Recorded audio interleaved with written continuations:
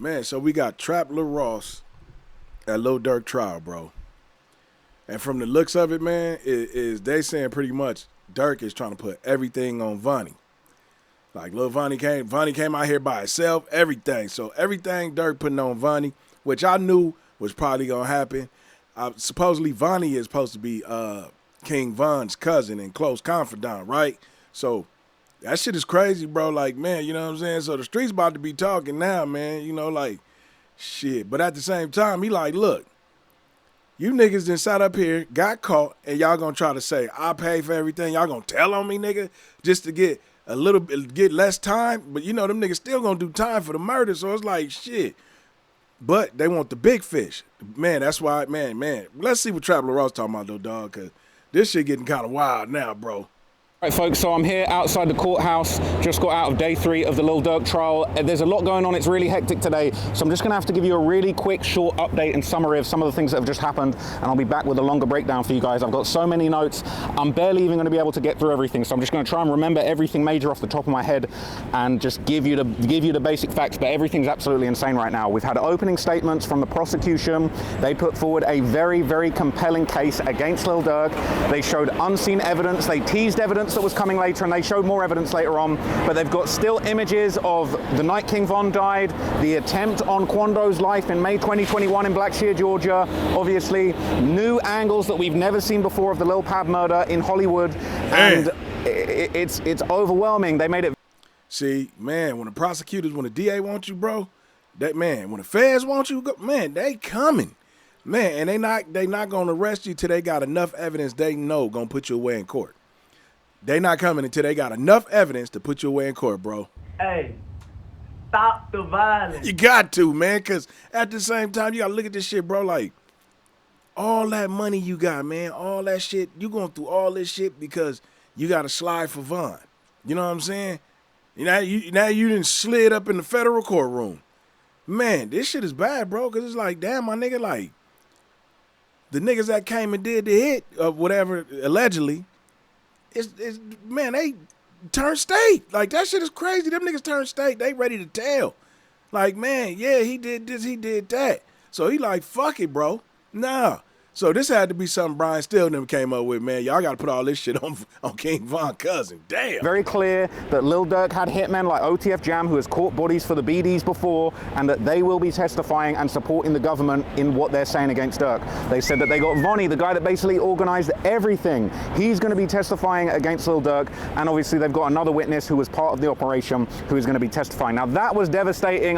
This is the cliff notes. I'm going to give you the full breakdown of everything later on today, but like just right now, in what little time that I've got, those are the basics. But then after this, the defense kind of put forward their arguments. Now, there were some very, very interesting things that kind of ended up going back and forth. The prosecution revealed a couple of crazy things that we hadn't heard before. They said that when Lil Durk was apparently trying to flee the country, he was going to get a private jet. You know what's crazy? They said that Lil Durk went to the Clearport to go and get onto the private jet. He said that when he realized that the Call that nigga Lil Jerk. FBI were there for him, he tried to flee the FBI at the airport, and he said once they boxed him in and once they cornered him and they tried to arrest him at the airport, he basically refused to get out the car. He was trying to get away from the cops, he was trying to get on the private jet, he was trying to get abroad. Now, when it flipped... Man, bro. Man. And they saying they got new evidence, unbefore-seen angles, a Lil Pab murder. The whole 9, dog. This is bad. This is bad. Like, that's the thing about it. Like, maybe if he was in Atlanta and this happened in Atlanta, he may have gotten off or whatever. Dude, California? Man, here? The feds, man, they what? Locking niggas up is like, what, a 98% rate? Shit. I don't know how the fuck he gonna get out of this one, man. But as you can see, he got Brian Still. He got a dream team. But like, man, you know what I'm saying? Maybe he gonna take a deal. Who knows? You know, maybe the prosecutors offer him a deal or something. Like, hey, man, you know, shit, we gonna see. It's over to the defense. I cannot believe this. They are blaming everything on Vonni. I don't know if it counts as telling, if the guy's already telling on you, but they're basically saying Vonni masterminded all of this. They said that Vonni was there when King Von died. They're saying that King Von actually said to Vonni, why did you let them shoot me? And Vonni was devastated. Vonni was the one driving the Hellcat. You know that footage where King Von gets killed? Obviously, you know, Muwop's dragging him off the ground, punching Quando Rondo. They're saying Vonni's the one that went and got the Hellcat and sped him to the hospital. They're saying that Vonni was holding King Von in his arms, telling him I love you before he went to the hospital, and that was the last conversation they ever had. They're saying Vonni had all the motivation. They're saying Vonni and King Von were cousins. That's why they call him Vonni Cuz. They're saying that Vonni and King Von were so tight that they had shared bank accounts. It was crazy. I had never even comprehended that they might try and blame it all on Vonni. I thought it was all street. We don't talk. It's on murder. We don't even acknowledge this as a gang. But now they're saying, yeah, this all happened. This is all a murder. Yeah. Vonni did it. They're saying Vonni and Jam, they did everything. They was off on their own. We didn't have any clue. Well, that's... So they basically saying Lil Durk is telling. He basically, man, you know, shit. You know, everybody's street until they get talking about you got to do 100 years in that motherfucker, got triple life. Shit. And what the fuck is triple life? Like, I believe, you know what I'm saying, a nigga in his 30s, anything like that, late 20s, shit, 90 years is good enough. Shit, he out, you know what I'm saying? Shit, nigga be like 61 years old, y'all give a nigga triple life? I mean, what the fuck? He gonna die? And then what, he gonna come back as something else? Y'all gonna try to find him? I don't understand that shit, but it is what it is. But damn, bro, like, you know, shit. Look, they saying Lil Durk trying to put all that shit on Vonni. Like, Vonni orchestrated that. Whoa, this is crazy. This is, ooh.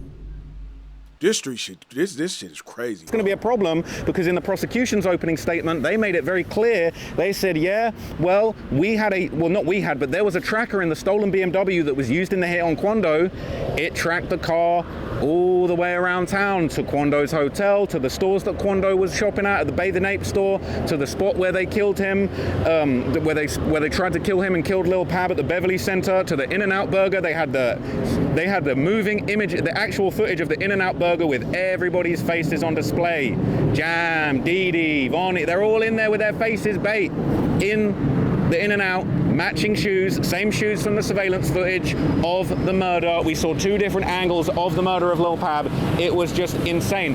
Absolutely cooked, deep fried by the looks of it. And they're saying that BMW that had the tracker in it that was stolen and used in the hit, the slider, where did it go after In-N-Out Burger? Oh, to the crib that Lil Durk was staying in. So Vonni was in this stolen car orchestrating this whole thing and then going to the massive, beautiful Encino mansion that Lil Durk was staying in at the time. Now, that's really, really bad news. I'm not gonna lie, the defense, they put on a good argument that it was all Vonni, but it's kind of like, bruh, when we start seeing some of that other evidence, it's gonna be a tall order to say that Vonni did everything. He was off on a mission all by himself. He wasn't trying to impress Durk. They're saying that.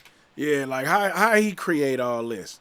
You know what I'm saying? How he pay for the flight, get all this shit? And you know, these are the little fish, man. That's how they gonna look at this shit. How did he even orchestrate all this shit? You know what I mean? Hey, man, god damn, man. Hey, that shit is crazy, bro. Like, okay, you three niggas did it. Y'all got caught. Just take your time. The fuck are you, like, why tell? You're not getting no less time. Man, you still going to jail. But now you're going with a jacket on your name. They arrested Vonni in a luxury penthouse suite, in a suite of a hotel in Chicago that he was staying at with his girlfriend. The defense are trying to say, oh, when they arrested him, they said to him, oh, you're the ringleader of this, you're the leader of this unless you give us someone else, trying to say that, like, that he's just putting Durk in it to try and save himself. But, like, are they really expecting the jury to buy that Vonni was just out here on his own, orchestrating this whole thing by himself? Durk had no knowledge. He's pulling up to Durk's crib in the slider after the hit, and you're saying Durk had no knowledge? They flew out there together on the private jet. But see, it's like, y'all can do all this and hit, yeah, like, that shit is hard to, like, really, like, you know what I'm saying? Because it's like, okay, you could say, hey, man, shit, you know, they needed somewhere to sleep and shit. You know, they called me, hey, they said they needed somewhere to sleep for the night. They, you know what I mean? They was out here chilling or whatever. Man, this shit gonna be bad, man, because this gonna call for, like, Brian Still and all them to make it look like Durk really, well, it ain't gonna make it look like shit, because he is. Because he had to agree to do this shit. You know what I'm saying? Like, he had to agree to do this shit. He had to sit down with Brian Still and them and his team. Like, man, we're gonna put all this on Vonni, because you know what I'm saying. Vonni is. I don't get none of these. I don't get this shit, man. You know, just get out. Look, get the fuck back on the porch. Don't hop off no more. Just get on the porch. Stay on the porch. Damn. Get together and Durk had no knowledge. I don't know if they're going to buy that, but we're going to see. We're going to have to find out. Now, that was crazy in itself. The opening statements were absolutely wild. But then we got to the really sad and harrowing stuff. There was rumors that maybe OTF Jam's going to take the stand today. I don't think that's going to happen. But here is what did happen.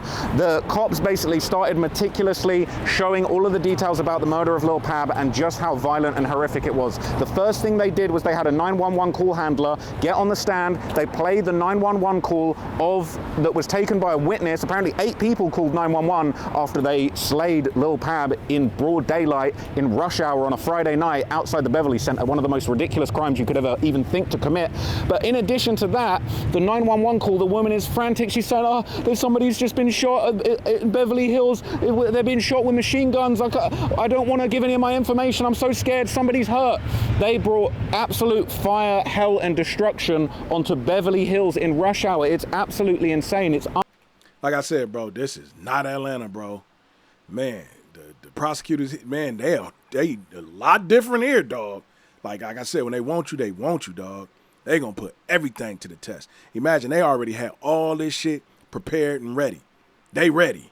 Remember Young Thug trial, they weren't even fucking ready, man. I don't know what kind of lawyers they had. But fuck, man, like this shit is, man. Unbelievable. So that was already off to a bad start. They then played brand new footage that we had never seen before, multiple camera angles, straight up 4K footage of the murder of Lil Pab. Now, it happened very, very quickly. What we ended up seeing was kind of very, very quick shots of these guys creeping through the alleyway. They hop out of those stolen cars, creep through the alleyway, they up their Glocks, they shoot their switches. It's all over within 2 seconds. Everybody jumps back into the car that Lil Pab was in and they speed off. That was it. Bro. But then we saw the body cam footage of the first. They shot with switches too, man. In Beverly Hills, nigga. In Beverly Hills, nigga? Oh my God. Oh man, no, man. He ain't coming home, man. He did this shit in Beverly Hills, man. This is where the rich white folks is that be chilling. And these white folks here, man, they don't be playing, man.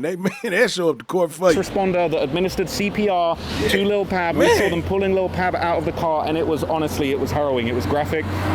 We're hearing Lil Pab kind of moaning, taking his last breaths, and unfortunately his family was in the court during this, so it was just so heartbreaking to see.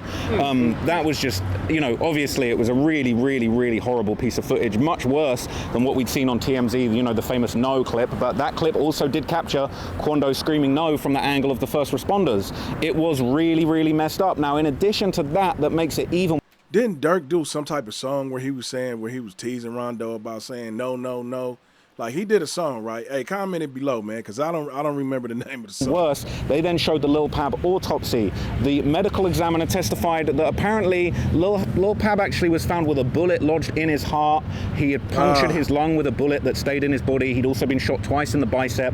One went straight through, and another actually was also lodged in his bicep. It was horrible. It was graphic, and it was just really, really sad. And it really drove home the reality of this. There's a lot of people in the courtroom that have been reporting on this, and a lot of people are saying that they're, loyal to the defense, they're supporting the defense, they want Durk to get off. Look, whoever did this, there needs to be justice, because this was a horrific crime. There was a grieving family in court that was suffering today. Whoever did this brought hell and destruction onto the streets of Beverly Hills outside the Beverly Center. I went to the Beverly Center to go and buy a suit the other day, and I was thinking, what on earth were people doing firing automatic guns at this location? It is actually a disgrace. So I'm trying to be impartial. I don't know. I can't give you the verdict on who did this yet, but what we're hearing is that this was a horrific crime that does need to be solved, that does need to be punished, and it looks like justice is coming. So I'll be real with you. Durk's defense, they didn't put up any arguments, they didn't put up really any cross-examination when it came to the 911 call handler. We heard from the detective that was on the scene talking about 18 shell casings. You know what was crazy? They basically said that there were bullets that were in the gas pump. They could have blown that whole thing up like goddamn GTA. It was absolutely reckless. It was absolutely outrageous, this crime, and we're hearing more and more details just about how awful the way that this went down was, and just like this wasn't something that's just going to be swept under the rug. This wasn't, oh, we caught an op in Southside Chicago and no one's going to know about it. This was straight up a gangland slaying in one of the busiest, most iconic tourist districts in Hollywood. In the middle. They went down there and scared them poor white folk down there, man. You know what I'm saying? And I guarantee you, they was going up to the court building every day. Did you do something about this yet? Did you do anything? They went up to that motherfucker on a daily basis, nigga, because they not playing. Nigga, that's Beverly Hills, nigga. That's the Beverly Center, bro. Ain't no crime been committed in that motherfucker. The only thing I think happened was old boy. He was a rapper or some shit. You know what I'm saying? I think he got into a fight up there. I don't remember. I don't know if he got killed there or whatever. But don't nothing happen in Beverly Hills like that, nigga.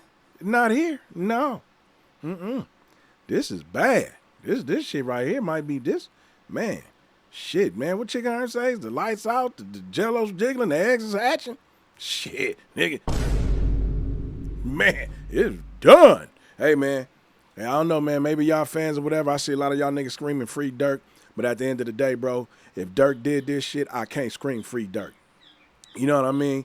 At the same time, though, it's like all these niggas involved. You know, Lil Pab was a gangster too. I believe he was from you know, neighborhood. I'm not sure. But all these niggas is in the streets, man. They all in the streets. You know what I'm saying? And this is what happened when you in the streets, bro. Man. And then, you know, if Durk did this, you got to be the stupidest nigga in the world with all that money, man. You know what I'm saying? Shit, man, look. Man, just get on brand wrist and box. Shit, man. Hey, let's fight. Fuck it, man. Shit. I can't get you no other way, because if I get you this way, this is what happened right here. But, man, you know, man, shit, all right, man, you know, man, hopefully shit don't be too bad for the brother, you know what I'm saying? Maybe he'll probably take, I don't know. They probably try to offer him a plea deal, but that nigga got Brian Steele in there, man. So we gonna see, because Brian Steele cases is crazy. Shit, he done won a lot of them motherfuckers. Man, but hey, it's the mob, man. We gonna stop it right here, man. Y'all can go watch the rest on Trap Lil Ross, bro. But damn, this is a sad situation, bro. Hey, I'm gonna catch y'all on the next one. Make sure you like, comment, and subscribe. Peace.